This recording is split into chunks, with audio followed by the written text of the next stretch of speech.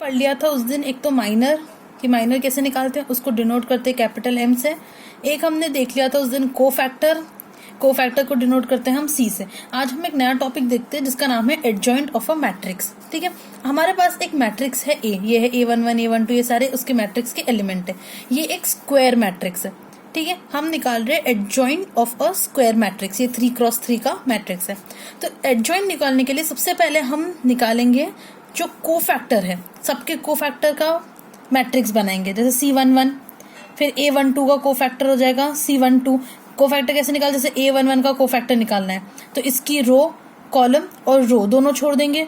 इसका डिटर्मिनेंट निकालेंगे, वो जो डिटर्मिनेंट आएगा वो हो जाएगा माइनर, और फिर हम उसको -1 टू द पावर रख के वो -1 टू द पावर 1 + 1, तो वो हो जाएगा -1 टू द पावर 1 + 1, -1 का स्क्वायर, मतलब साइन क्या रहेगी उसकी, पॉजिटिव, +1 से उसको मल्टीप्लाई करेंगे तो ये आ जाएगा कोफैक्टर फर्स्ट का।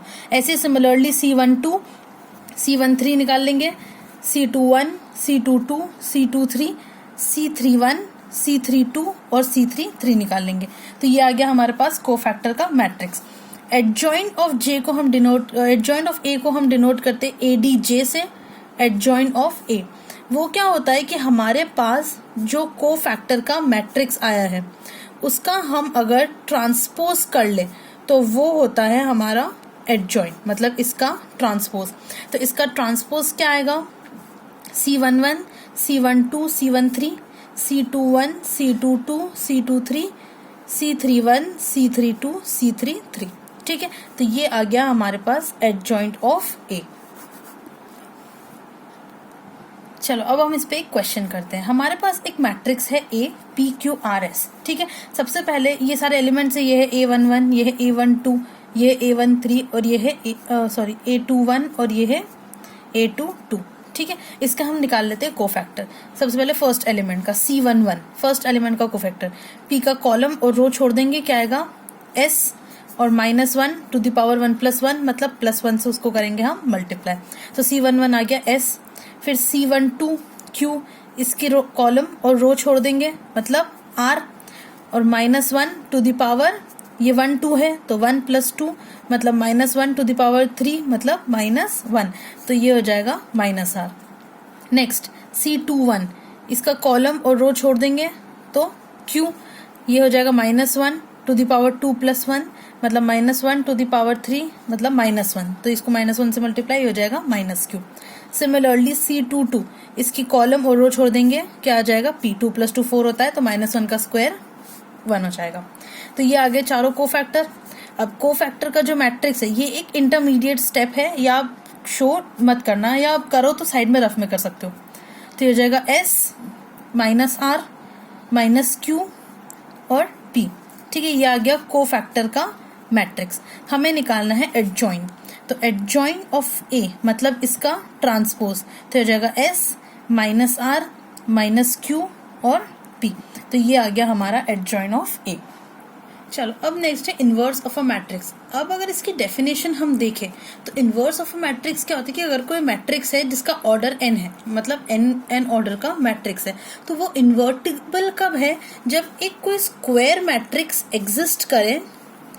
कैसे एग्जिस्ट करे कि कोई भी एक स्क्वायर मैट्रिक्स B है, स्क्वायर मैट्रिक्स B एग्जिस्ट करे, उस सेम ऑर्डर का हो, which is of same order. A square matrix of order M is invertible if there exists a square matrix B which is of same order. कैसे, such that AB equals to I, मतलब identity matrix equals to B है। ये तो हो गई definition. अब हमें पता है कि जो आइडेंटिटी होती है वो क्या होता है, अगर सपोज A है, A इंटू A इनवर्स, तो वो क्या होता है हमारा आइडेंटिटी मैट्रिक्स। ये चीज हमें मालूम है कि अगर A है और उसका A इनवर्स है, मतलब कोई भी अगर हम ले ले X है और X इनवर्स है, तो दोनों को अगर हम मल्टीप्लाई कर रहे हैं तो वो क्या आ जाएगा, एक आइडेंटिटी मैट्रिक्स आ जाएगा। ठीक है, तो इस केस में इस डेफिनेशन के हिसाब से जो B है वो क्या हो गया, A इनवर्स हो गया। ठीक है, ये तो हो गया डेफिनेशन। अब इनवर्स ऑफ अ मैट्रिक्स हम निकालते कैसे हैं। A इनवर्स होता है 1 upon determinant of A into adjoint of A। ये होता है A इनवर्स का फॉर्मूला। चलो अब इस पे बेस्ड ए इनवर्स पे बेस्ड हम एक क्वेश्चन करते हैं, find the inverse of a matrix 2 -1 3 4 equals to A. ये एक मैट्रिक्स हमारे पास गिवन है, हमें निकालना है इसका इनवर्स। तो सबसे पहले हमें पता है कि ये ए इनवर्स का फॉर्मूला होता है, तो इसके अकॉर्डिंग हम सबसे पहले निकालेंगे डिटर्मिनेंट ऑफ ए। ठीक है, मतलब 2 -1 3 4। इसका जब हम डिटर्मिनेंट निकालेंगे तो ये हो जाएगा 4 2 ज़ा 8, 3 1 ज़ा 3, माइनस माइनस प्लस 8 + 3, मतलब ये आ गया 11। तो इसका जो डिटर्मिनेंट है वो 11 आ गया। डिटर्मिनेंट 0 नहीं है, मतलब ये क्या है, एक नॉन सिंगुलर मैट्रिक्स है। हम सिंगुलर मैट्रिक्स पढ़ चुके हैं, सिंगुलर मैट्रिक्स वो होता है जिसका डिटर्मिनेंट 0 हो। तो क्योंकि इसका determinant is not equal to 0, इसलिए ये जो मैट्रिक्स है ये नॉन सिंगुलर है। जो भी नॉन सिंगुलर मैट्रिक्स होते हैं सिर्फ वही मैट्रिक्स इन्वर्टिबल होते हैं। ये एक बहुत इंपॉर्टेंट 1 मार्क क्वेश्चन है कि which kind of matrix are invertible. A non singular matrix is always invertible. ठीक है, ये आ गया इसका डिटर्मिनेंट। अब हम निकालेंगे इसके कोफैक्टर। हमें कोफैक्टर का मैट्रिक्स बनाना है, उसका हम ट्रांसपोज लेंगे तो हमें क्या मिल जाएगा, एडजॉइंट ऑफ ए। ठीक है, तो अब इसका कोफैक्टर निकालते हैं। C11 का कोफैक्टर क्या हो जाएगा, 4। C12 का कोफैक्टर हो जाएगा -3, -3 हो जाएगा C12। C21 जो है मतलब A21 का कोफैक्टर वो हो जाएगा -1 मतलब +1, और C22 जो है वो हो जाएगा 2। तो ये आ गए कोफैक्टर।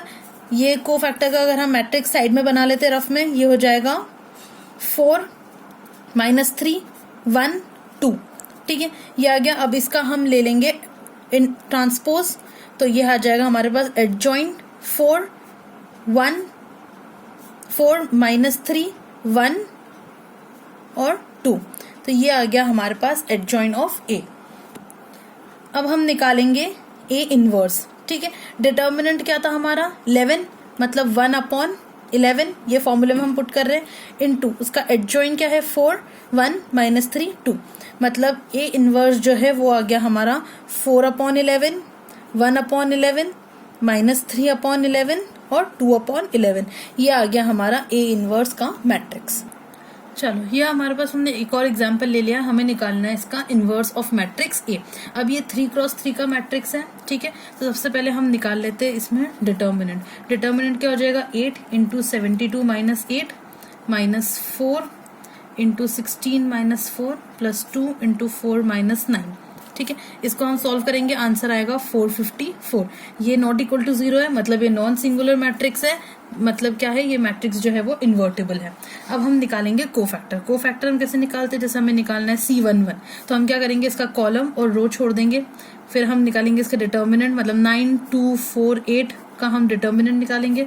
इसका डिटर्मिनेंट आएगा 64 -1 टू द पावर 1 + 1 मतलब 2, तो ये हो जाएगा +1। नेक्स्ट सिमिलरली हम निकालेंगे C12। C12 क्या आ जाएगा, माइनस सबसे पहले तो, क्योंकि -1 टू द पावर 1 + 2 मतलब 3 होता है, तो वो माइनस से मल्टीप्लाई होगा। ये हो जाएगा 2 4 1 8। ठीक है, हमने क्या करा है, इसका रो कॉलम और रो छोड़ा है, तो ये आ गया हमारे पास ये 4 एलिमेंट्स। इसका हम निकालेंगे, आ जाएगा -12। फिर हम निकाल लेते हैं एक C13। C13 में ये हो जाएगा 2 3 1 + 3 4 होता है, -1 टू द पावर 4 वो होता है +1। ये हो जाएगा 2 9 1 2। इसका हम डिटर्मिनेंट निकालेंगे, डिटर्मिनेंट आएगा -5। सिमिलरली हम सारे एलिमेंट्स जो है उनके कोफैक्टर निकाल लेंगे। तो कोफैक्टर हमारे पास आ जाएंगे, C21 -28 आ जाएगा, C22 आ जाएगा हमारे पास 62, C23 आ जाएगा -12, C31 -2, C32 आ जाएगा -28 और C33 आ जाएगा हमारे पास 64। ठीक है, ये आ गए हमारे पास सारे कोफैक्टर। नेक्स्ट हम निकालेंगे adjoint of A. Adjoint of A क्या होता है, कोफैक्टर के मैट्रिक्स का ट्रांसपोज, मतलब 64 -12 -5 -28 62 -12 -2 -28 64। इसका क्या आ जाएगा, ट्रांसपोज। ठीक है, जब हम इसका ट्रांसपोज लेंगे तो मैट्रिक्स आ जाएगा 64 -12 -5 -28 62 -12 -2 -28 64। ठीक है, ये आ गया हमारे पास एडजॉइंट ऑफ ए। अब हमें निकालना है ए इनवर्स। तो ए इनवर्स का फॉर्मूला क्या होता है, one by determinant of A into adjoint of A. ठीक है, तो ये हो जाएगा 1/454 into 64 minus 28 minus 2 minus 12 62 minus 28 minus 5 minus 12 64। ठीक है, इसका हम इसको सॉल्व करेंगे तो सबके अपॉन में आ जाएगा 454, या फिर न भी लिखे तो भी ये आंसर आ गया हमारा। तो यहाँ तक आज हमने पढ़ लिया इनवर्स, एडजॉइंट, ठीक है, डिटर्मिनेंट और इनवर्स का फॉर्मूला। ठीक है, अब इस पे बेस्ड आप क्वेश्चंस करेंगे। नेक्स्ट लेक्चर में हम पढ़ेंगे एलिमेंट्री रो।